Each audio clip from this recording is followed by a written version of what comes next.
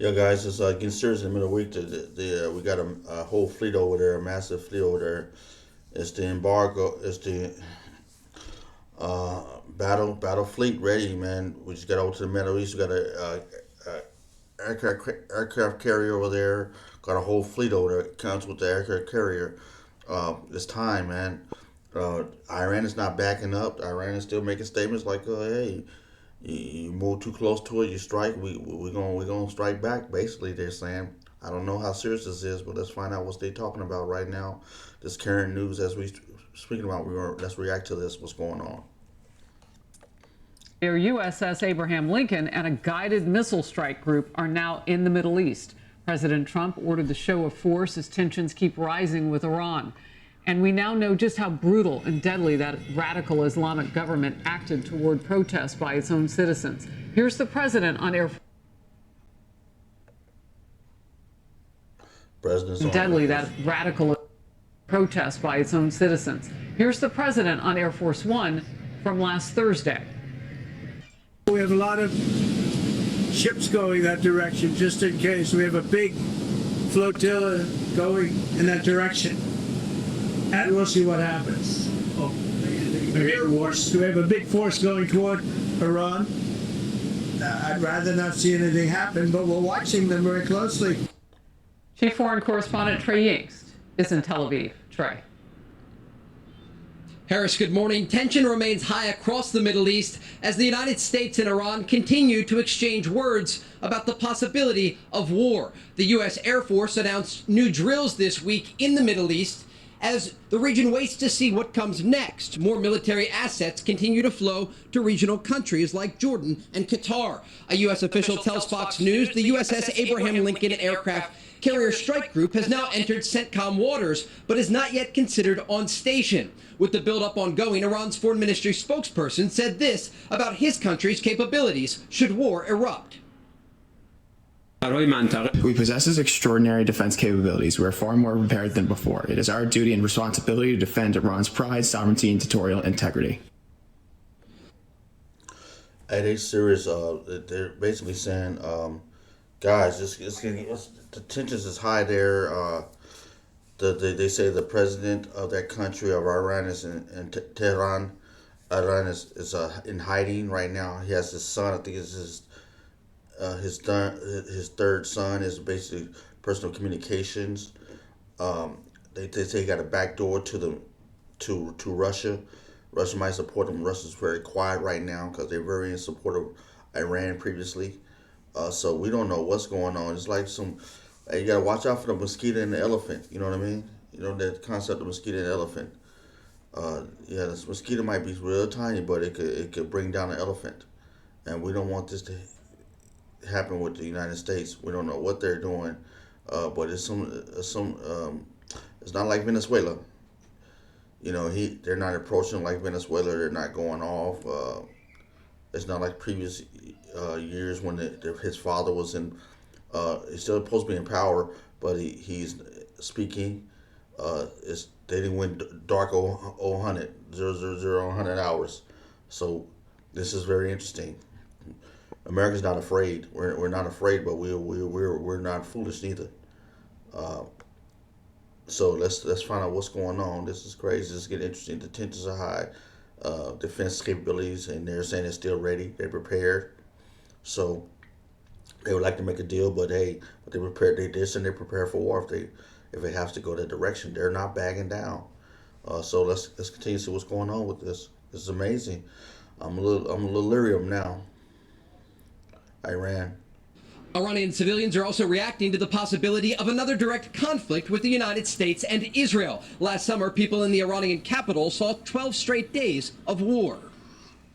As for sending ships for a possible war, I personally think it was because of their own sense of danger, because Iran has always said that it will bomb their American interest in the Middle East.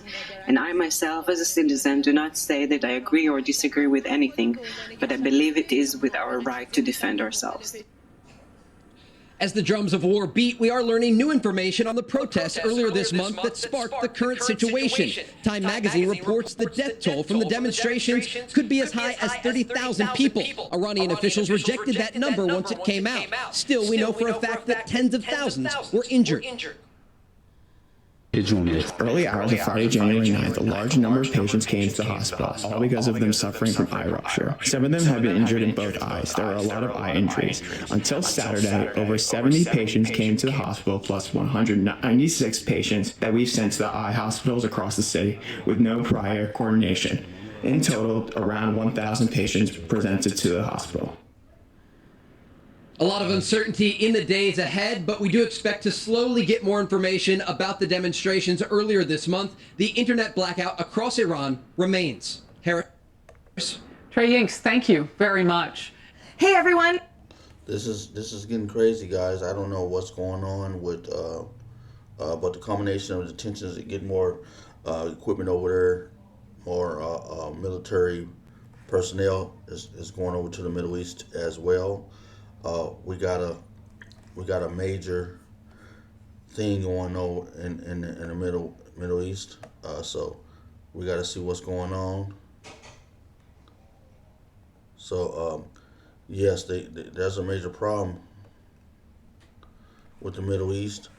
I don't know what we're going to do, but we're planning on some different moves right now, some counter moves.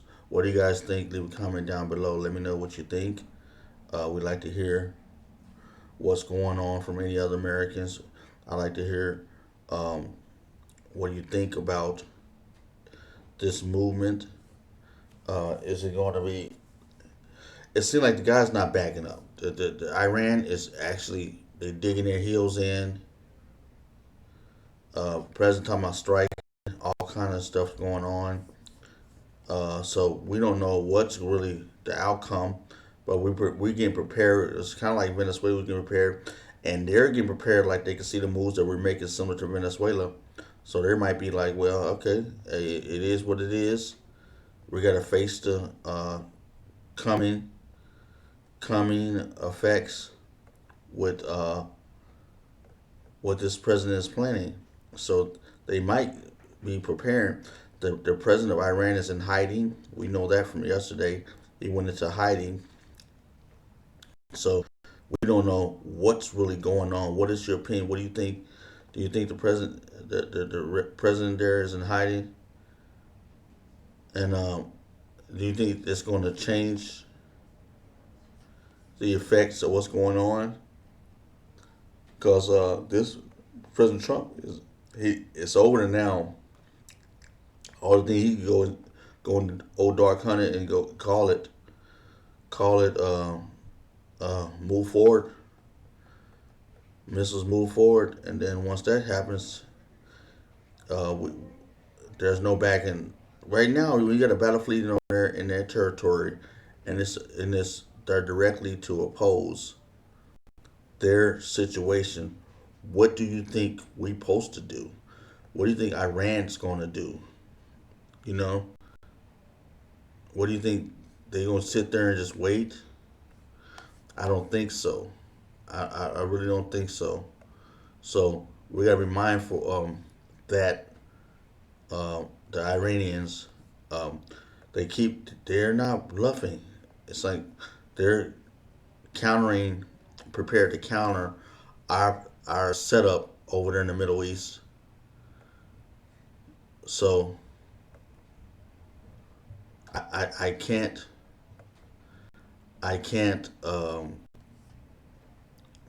The MIA degree dictate. program had helped me greatly land my first job. I can't dictate what's going to really happen over there in the Middle East, but I know there's something's going on, and I don't think that the Iranians are moving that far out of contention. I think they're preparing for something. They're preparing for our next move. It's like strategic chess moves. It's like they're getting ready to. We already gave them the final. We already gave them the final warning. So they're getting ready to like prepare for a countermeasure. That's what I'm sensing. Looking at the news, they're looking at it. They got drones. They got a lot of things that they can press. We got special weapons too, but I don't know what it's weird. What do you think? Leave a message down below. What do you guys think? They got countermeasures. We know they got some type of countermeasure. We don't know the accuracy, the deadliness of their countermeasure, but we know they got some countermeasures. You know what I mean? There's like, so I don't know. I'm kind of leery. What would you be like? I'm kind of leery of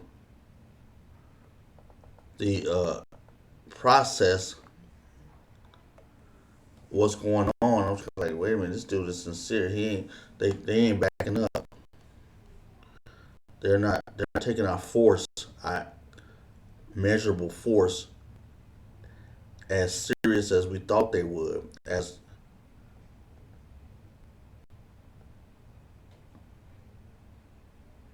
And they said Iran is thinking about striking Tel Aviv. They said Iran threatens to strike Tel Aviv. So, yeah, man. So they still throwing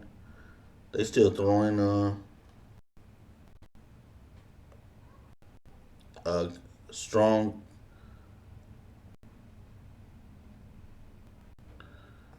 countermeasures at us. So I'm like, okay, what are we going to do? Are we going to declare war, or not? It's amazing. I don't know.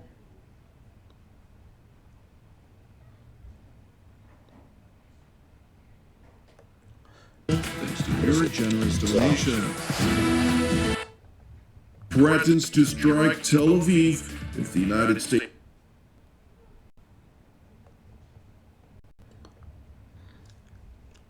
It's amazing. Let's find out what they're talking about on this channel, on this news, because it looks like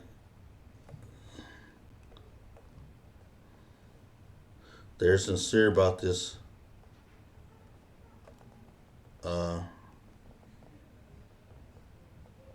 strike force. I don't know, guys. What do you guys think? Let's find out what they think. I don't know what's going on. It's getting crazy. Islamic Republic of Iran at its weakest point since the 1979 Islamic Revolution, noting that its ability to rebound from public dissent is non-existent. Iran's top security advisor threatens to strike Tel Aviv if the United States launches an attack on the Islamic Republic. And the European Union designates Iran's Islamic Revolutionary Guards Corps as a terrorist organization. The Islamic Republic of Iran has reached its weakest point since forcibly taking over the country in 1979, as the West at large and the United States in particular have seemingly had enough.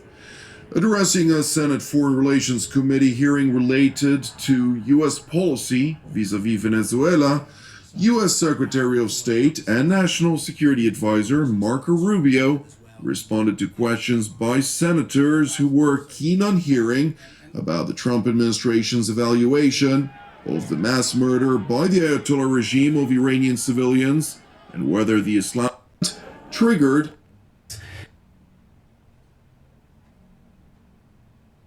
with snipers. It's effective. I mean, it works, and they've done it, and it's horrifying. And that's what we've seen. That regime is probably weaker than it's ever been. And the core problem they face, unlike the protests you saw in the past on some other topics, is that they don't have a way to address the core complaints of the protesters, which is that their economy's in collapse. And the reason why there's economies in collapse is because they spend all their money and all their resources building weapons and sponsoring terrorist groups around the world instead of reinvesting it back into their society. And as a result have taken on massive global sanctions, which has isolated their economy and their country. And so that's what the Iranian people are demanding. is that they stop doing that and start caring about them and get these sanctions off them. And this regime is unwilling to do it.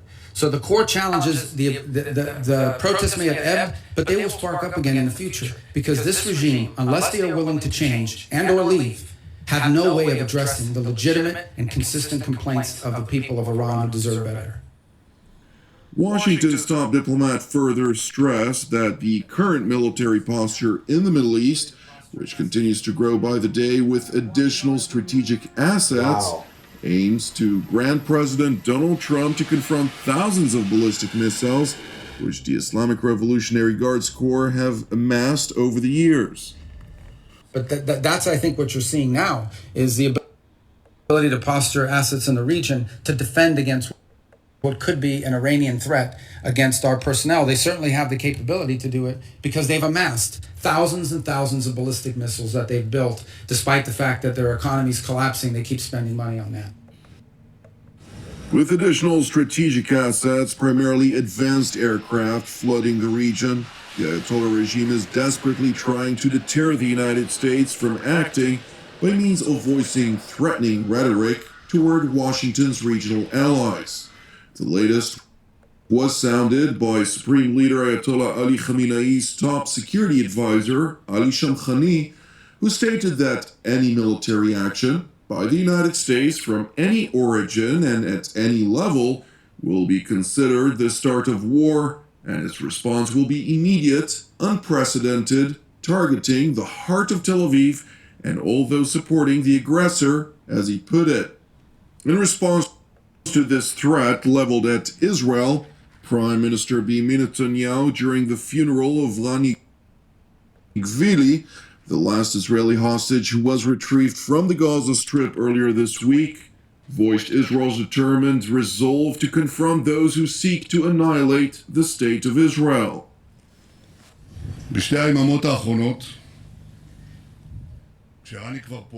In the last 48 hours, with Rand finally here, the yellow pins identified with the hostages have been removed from our lapels. We removed the pins just as we removed, through the heroism of our fighters and the resilience of our people, the stranglehold that the axis of evil spread around us. We dealt crushing blows to the Iranian axis. We did so also in the name and for the sake of our loved ones, the murdered, the fallen, the heroes, those in uniform and those not in uniform. The generation of heroes, the generation of victory of which Rand Gvili is a prominent representative, has been revealed in all its glory. Yeah, guys, this is going down, man. It's official. Like, it looks like it's on the horizon, like what happened in Venezuela. There's no backing down. I don't think there's going to be a back down. I think this is just a pause before the action comes. Like, you don't send a fleet over there carrying to rise attention and do everything like this, and then they making threats and you don't follow up. And we don't do this. Americans not gonna do that. You're not gonna send a whole fleet over just to make a pompous gesture, show our power. They know we got power. We've been over to Iran, Iraq. They were just seeing fleets, so they know what that means now when it comes over there. They're over there now, so they know everything's going to be side talk, and they're trying to make a deal, but there's no deal. They're not speaking. The president and their president is not speaking. So we'll find out. I think it's going to be action. I think it's going to be action. And they're making threats to Israel. Israel's going to take that too often. They're not going to take that at face value. They're going to be take it seriously. So this is the president of Israel right now, Prime Minister of Israel. He's going to address it further. But what do you guys think? Leave a comment down below. Let me know. Are we going to war? In my opinion, in my estimation, there will be some conflict over there. It's just time will tell, and I think it's going to be faster than we think it is. But I wish it would not be. But it looks like all the moves that's made to quiet on both sides before. It says quiet before the storm. So it looks like it's going to happen. I wish it didn't happen, but what is your opinion? Leave a comment down below. Let me know what you think. Are we going to war with Iran? Is Tel Aviv going to jump in with the war, with the battle? Let me know what you think. Is the president of Iran going to come out of hiding? There's a lot of, is he going to leave the country? We don't know. This all hearsay, but we'll see what's going on. But I think there's going to be some conflict going over there in Iran, soon to be. I can't give a moment, I can't give a time, but there's going to be some conflict. They just had 12 days of fighting. It ceased. It looks like it's going to be again. And each side is definitely prepared for action, and doing something. Dude's backing up. He's not backing to the power of the U.S. might. So I guess it is what it is. It's going to happen. Let's go see. So like I said, leave a comment down below. Let me know what you think. Subscribe to the channel.